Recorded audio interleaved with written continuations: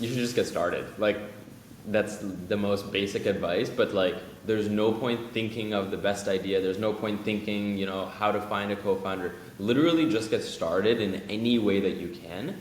And one thing will lead to another. Like, Hello, everyone, and welcome to the third episode of the Hustling Unicorns with Harshith podcast. This is a show where we talk to founders, to VCs, operators, and other individuals in the startup ecosystem who are supporting and building the next unicorn. Today, we have with us Kashyap, the co-founder of Bezel. Hi, Kashyap. Welcome to the podcast. how's it going? Good, thank you. So Kashyap has been working on this startup for a bit now. He also graduated from YC. So I think it's very interesting to talk to him about what they've been building and how the whole journey has been like. So Kashyap, why don't you talk to us about what Bezel is and like how do you guys come up with this idea?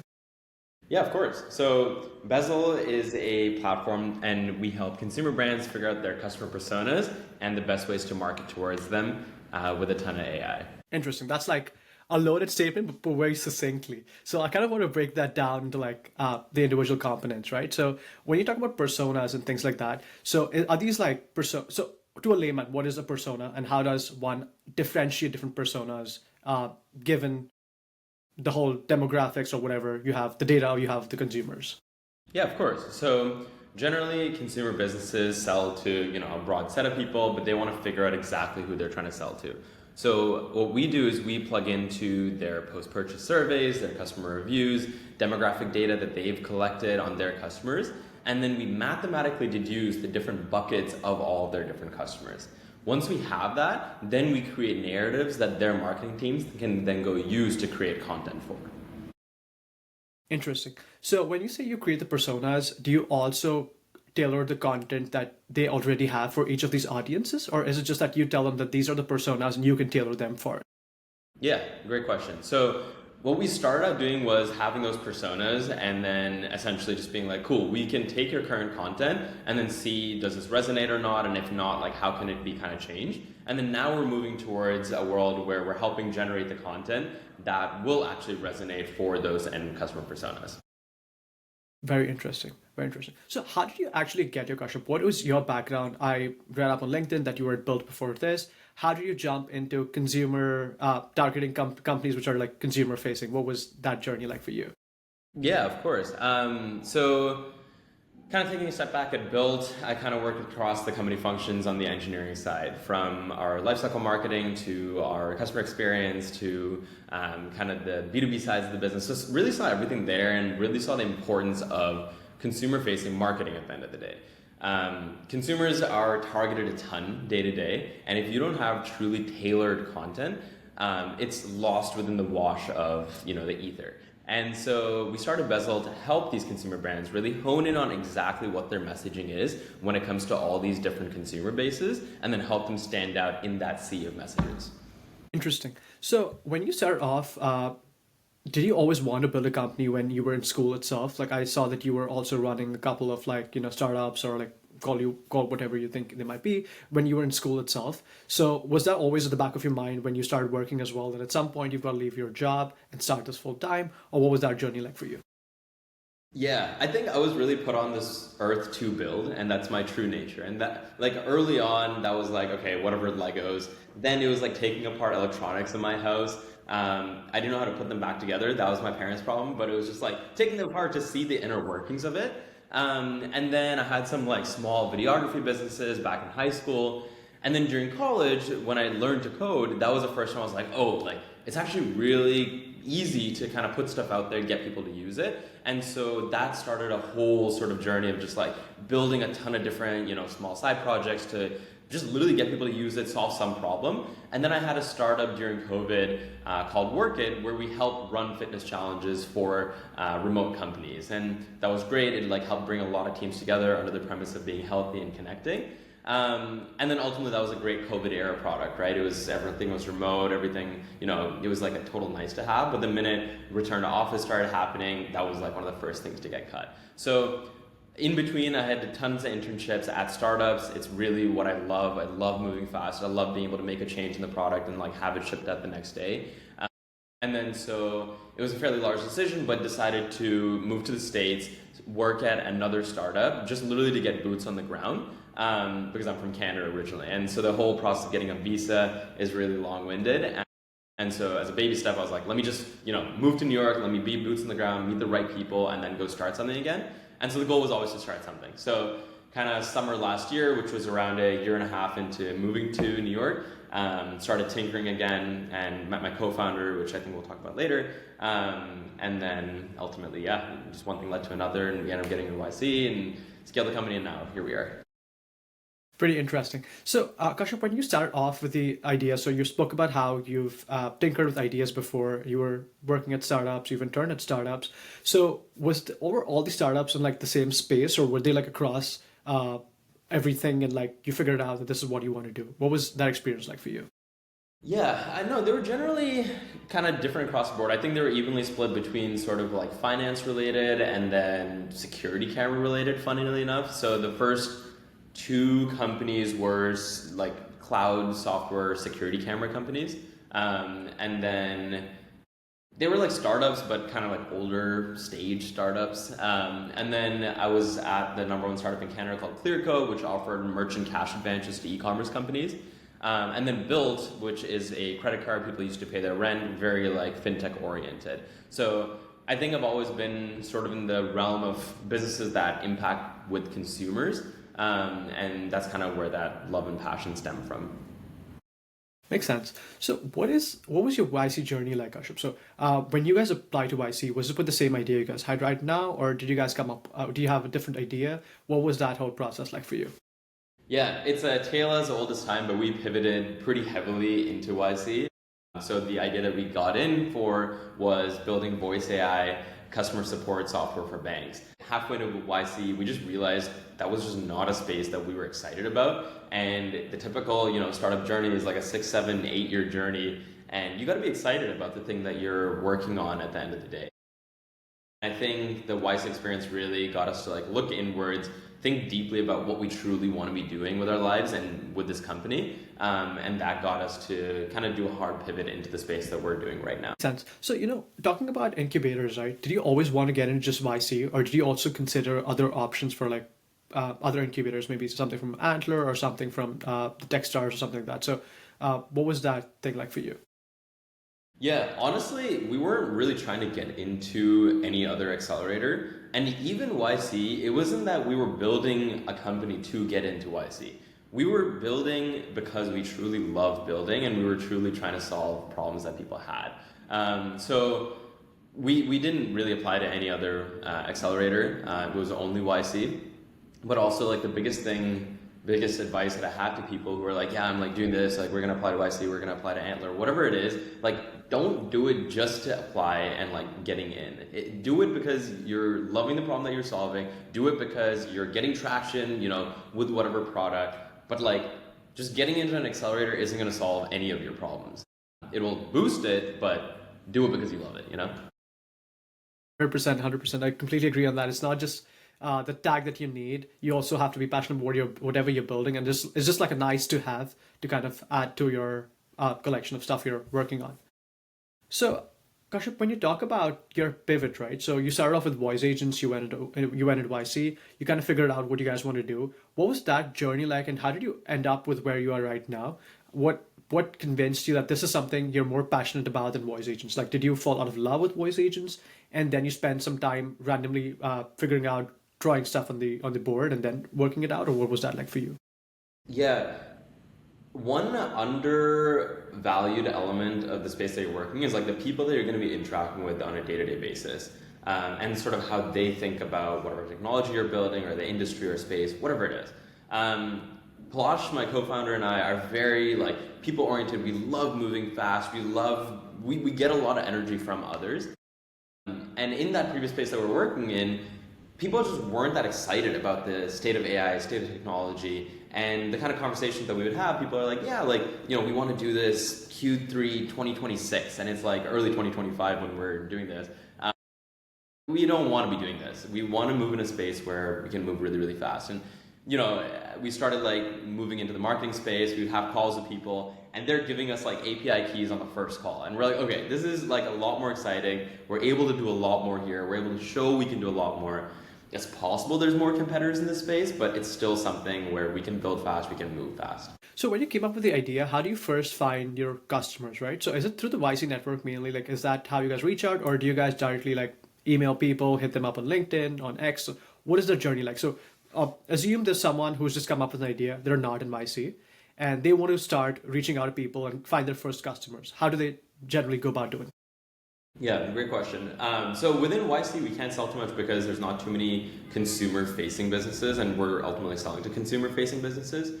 So for us, it's just a lot of LinkedIn connects, a lot of LinkedIn reach outs, and then cold emails. That's been kind of the primary way to do it. It's been the premise of my entire life thus far. Every single customer, every single job, every single internship, literally everything has come from a cold email. And I think people really underestimate the power of cold emails. The issue is I think a lot of people stop at 10 when in reality it takes 1,000, right? And maybe that's 1,000 over 2 weeks, and then you got to do it again. So it's a boulder up a hill, but especially if you're breaking into an industry that you don't know, breaking into a space that you don't know, which like we're doing as well, you just got to put numbers in, and cold reach outs is the way to go. But I will say, after you have a little bit of a ball moving, then content also really helps, whether that's like, public facing stuff on LinkedIn, Twitter. Makes sense. Makes sense. So have you observed a common pattern in your first early adopters, Kashyap? So is it usually very big, like executives at big companies who want to try out your product? Or is it like small startups who are like, hey, we've got enough tech that we could add more tech to our platform and we should still be fine? Is it like young people who are more interested in the product? Is it older people? Are there some interesting trends you're seeing in who are these early adopters in like consumer facing products or users of consumer product software sort of things? Yeah, we generally sell to execs of these companies. And I think the whole thing with AI in the industry is that a lot of people are scared of it. And so the executive teams are the ones that are sort of the driving force behind it because they understand how powerful it is and ultimately how much they can empower their own employees to, stop doing things that aren't maybe as important anymore or just like time sucks. And their own employees are now empowered to like figure out the things that are of higher value or just be able to do things that they weren't able to do before. But unfortunately, a lot of people that are lower down are pretty scared of it, thinking that it's going to replace them. And the way that we've talked to a lot of these execs, I wish more people would know that no company wants to just like fire their employees. Instead, they want to like empower them to do a lot more and a lot better. And that's what AI is doing. So we ultimately have found that selling top-down works really well for us. We interface with execs. We figure out exactly what parts of the business they want to focus on, making more efficient, empowering their employees, and that's kind of where we fit in. Makes sense. Makes sense. So, Kashyap, actually coming back to one of the questions we were talking about earlier, right? So, say I want to start a company. Like I love building. I've built like projects. I've worked at like startups before, and now I want to take the leap of faith and I want to build a company. So, how do I understand what problems are out there? So, and how do I actually go about figuring out what industry I'm interested in? Yeah, I mean, you just got to talk to people. One of the biggest things is just being in your own void, black hole, kind of thinking like what you want to do, thinking what you should do. But really, industry wants totally different things. And the only way you're going to figure that out is by talking to people. So, go to industry events, go to mixers, go to conferences, reach out to people, state kind of where you are on your journey of just like, hey, like, I'm exploring this, it really helps if you're technical to like build something, vibe code something to like show and like bring value to that conversation. But just like, reach out to people, like ask to chat, see where their head's at. Don't try to hard sell immediately off the get-go. So when you're talking about consumer facing things, right, it's not something anyone would directly get into building. So I would assume that you would want to directly go build a B2C company. B2B to a lot of people is not very sexy. So how did you figure out that B2B is somewhere you want to be, where like, ticket size are bigger and your clients are probably slower and you got lesser number of people than your B2C, like at least in terms of number of direct clients. So how did you figure out that that's where you want to be and that's where your forte or like your whole problem set would be? I think it's just a more defensible business, and that's kind of the way that I've looked at it. Consumer is great and really fun. But I struggle to see sometimes how it can be a long-lasting business. And so for me, the love has always just been B2B. I was put on this earth to sell B2B SaaS, and that's what it is. Right. So before we go into like how you met Palash and like your whole journey, can you talk to us about like how Bezel works? Like companies sign up with you, they give you access to their consumer data. What kind of data is this? Is this like data in tables, and or like what kind of data sources do you ingest from, and like what do they have to put in, and what do you output? What do you generate from them? Yeah, for sure. So a lot of them are typically Shopify merchants. So we just plug into their Shopify. They might use Klaviyo for email, SMS. We plug into that. We plug into their survey providers, whatever that is, and then pull in their data. So typically it's pretty different, disparate sources per different customers that we work with, and we build these custom integrations that are constantly pulling it in. Then we segment those customers and then provide them a UI where they can see exactly the different personas. And then now we're releasing new product features alongside that where we're generating new ads for certain products that they have, or scraping TikTok and seeing, okay, these are the top trending videos in your specific niche. These are sort of what creators are saying. Here's, similar scripts tailored towards your customer personas that you can use for your product or brand. Makes sense. Makes sense. So moving on to the question that we've spoken about before as well. So your story of meeting Palash is very interesting. So can you talk to us about a bit about that too? Yeah, for sure. So to backpedal a little to New York, I didn't know anyone. And so a lot of the ways that I would kind of meet people was to just walk up to people in parks. And I know that sounds weird, but it was just like, someone's throwing a football, let me go throw a football with them and say, hi, what's up? And so I kind of regularly do this to meet people. And I would also meet people like through the gym, random mixers, sports events, whatever it was. And at some point during the summer of 2023, I walked up to someone and we started throwing a football. And he was also this founder, cool guy. So we started hanging out regularly, and at some point he invited me to a dinner party, and that's where I met Palash. And so Palash and I, again, he had somewhat recently moved to the city. We started, just hanging out, going for dinner every now and then, talking tech, talking startups. Both of us looked at joining, other early stage startups as either founding engineers or CTOs. And then the conversation just kind of aligned towards, hey, why don't we do this? We both are really, really passionate about building, about being in the startup ecosystem. And so that's what we did. So we just those weekly sort of coffee or bi-weekly coffee chats and dinners started to turn into weekly, bi-daily. And then it just ended up being literally every day after work, we just get together and start working. We found some horrendous coffee shops in New York that were open late because it turns out no good coffee shop wants to open past 7. So. Right. No, for sure, for sure. So when you guys start off, Kashyap, so how do you guys figure out what would Palash do? What would you do? How do you guys differentiate it? So is it are you guys in a space where you guys have different responsibilities, or do you guys already talk about that when you started, or was it just both of you will just work on the code and then figure out as things go ahead? Yeah, I think the great thing is we're both technical and we're both people. So the great thing is he can take sales calls, I can take sales calls, he can build a web app, I can build a web app. And so there's never really been a question of who does what, because at any point in time, literally depending on which resource is free, one of us can hop into either of those roles. And so early on, it's cool, one of us comes up with some idea, and then we're cool, let's make it. And then we both code it out, and then we both start firing out cold emails to get some users for the product. And I think that's really been one of our core strengths as a company, is just the ability to kind of at any point in time hop into a new role where we're just able to do the thing. Makes sense. So Kashyap, you've been emphasizing a lot about cold emailing to reach your first customers and things like that, right? So you could get to a point where cold emailing becomes it's kind of reached a dead end. So what other approaches have you tried using? Have you used friends and contacts and things like that to reach out to individuals? And how do you know when your cold emailing has gone to a point where you're okay, I don't think people are interested in the product anymore. So how do you kind of get these kind of signals? Yeah. I mean, as a very, very light guideline, if after 200 emails you haven't gotten a single response, it's probably time to change the messaging. Maybe it's not the product, but the way that you're pitching it, right? So if you're just saying nothing that resonates with your end customer, then they're not going to reply. If you're in all caps and like a terrible message, like they're not going to reply. And it's like a process to figure out kind of what works, what doesn't. I will say like the more personalized, the better. A lot of people will kind of just do very, very template emails and just shoot them out and see what happens. Those rarely work.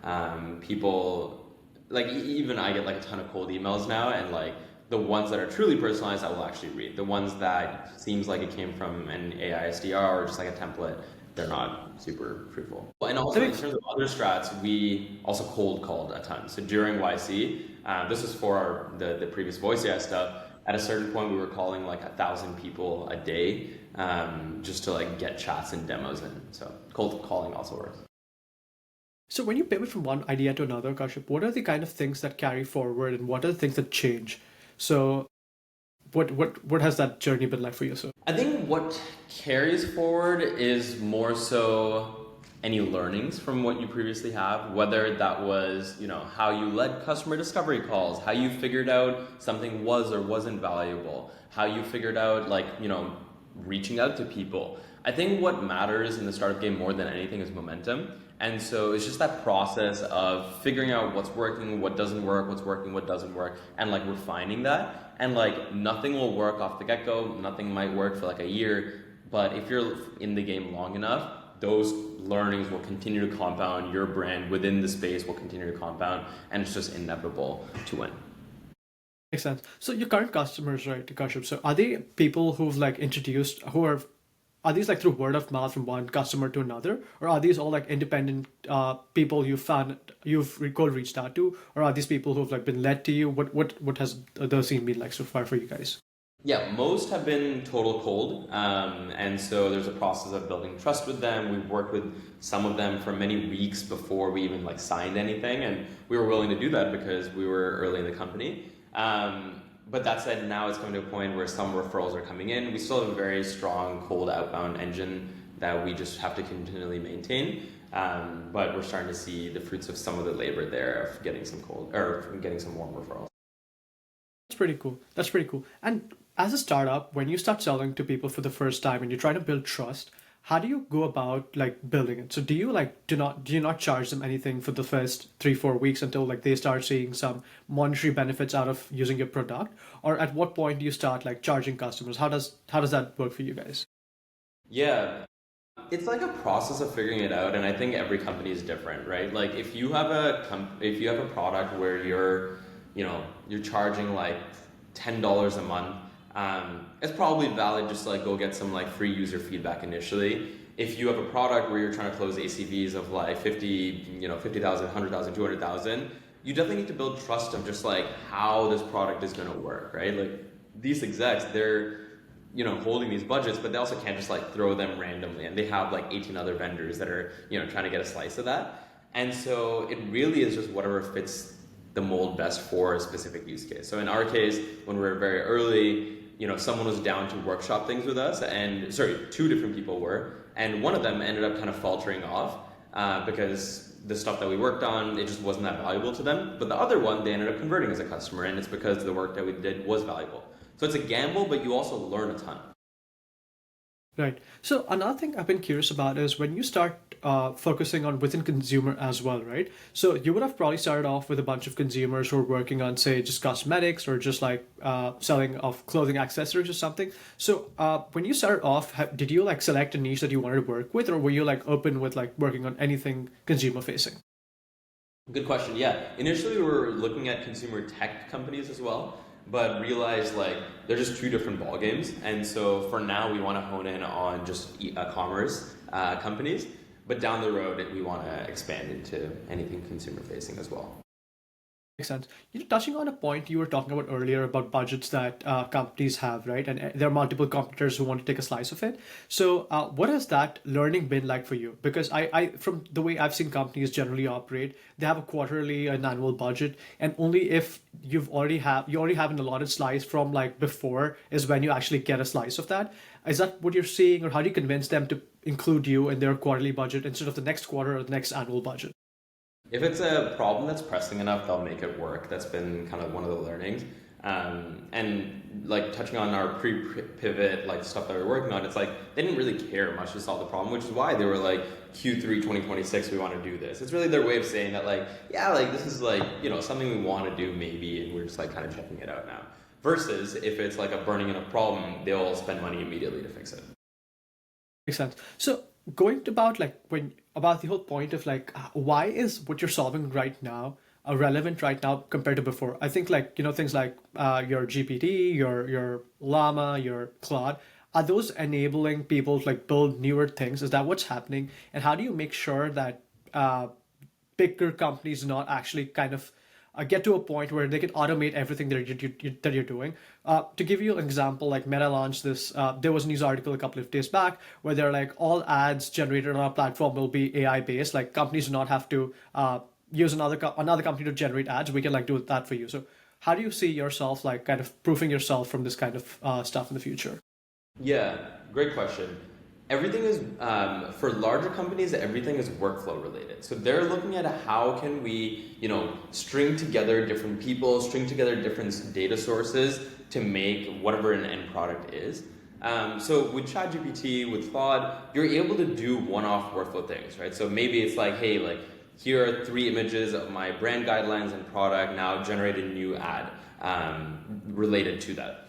They can do that, but if you need to generate like 30 variations of it and every time have to do that exact same workflow, that's not like scalable. That means all of your employees are now wasting time like uploading those files. And that's a really small example of where that workflow can now be automated to, hey, have a central repository to store all of those, brand guidelines, books, logos, colors, whatever it is. All of your employees can reference them constantly now and then generate new ad variations, right? And as that scales up, like different functions within the company, L'Oreal, for example, or Estee Lauder, they have like tons of different marketing teams, right? And they all kind of operate individually, but still have an overall like brand guideline or responsibility, whatever it is, right?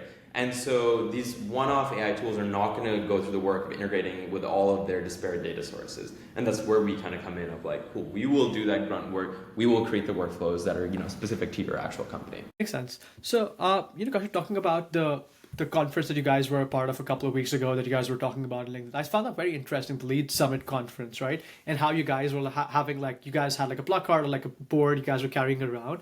So what was that journey like? And was that intended as like a guerrilla marketing technique, or like, have you guys considered using that as a guerrilla marketing technique once it's actually worked, which was not intended, I'm assuming? So what was that? What was the response like? And like, what do you guys learn out of that?